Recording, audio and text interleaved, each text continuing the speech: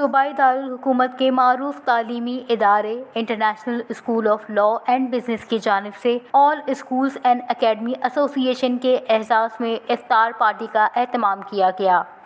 اس موقع پر associate dean and director superior college of law and ISLB professor doctor Abida Abdul Khaliq نے کہا کہ ماہ رمضان کے بابرکت مہینے میں یہ پروگرام شروع کیا گیا تاکہ مڈل کلاس سے تعلق رکھنے والے بچے یہ نہ سوچیں کہ وہ عالمی معیار کی تعلیم حاصل نہیں کر سکتے، ہم انہیں عالمی معیار کی تعلیم آدھی فیس میں دیں گے۔ تقریب کا مقصد طلباء کو یہ پیغام دینا ہے کہ وہ پاکستان میں رہ کر بھی عالمی معیار کی تعلیم حاصل کر سکتے ہیں۔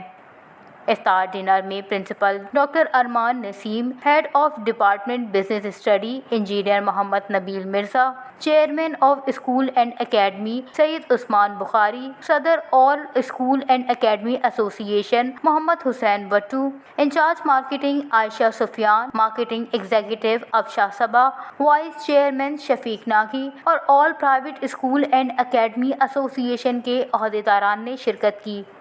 افطار پارٹی کے پروگرام کا باقاعدہ آغاز تلاوت کلام پاک سے کیا گیا۔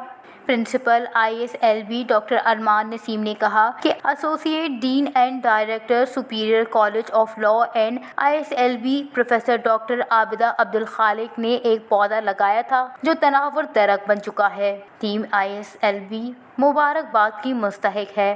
افطار پارٹی کے اختتام پر آل اسکول اینڈ اکیڈمی ایسوسی ایشن اور اسکول پرنسپلز کو شیلڈ سے نوازا گیا۔ Watch news Lahore.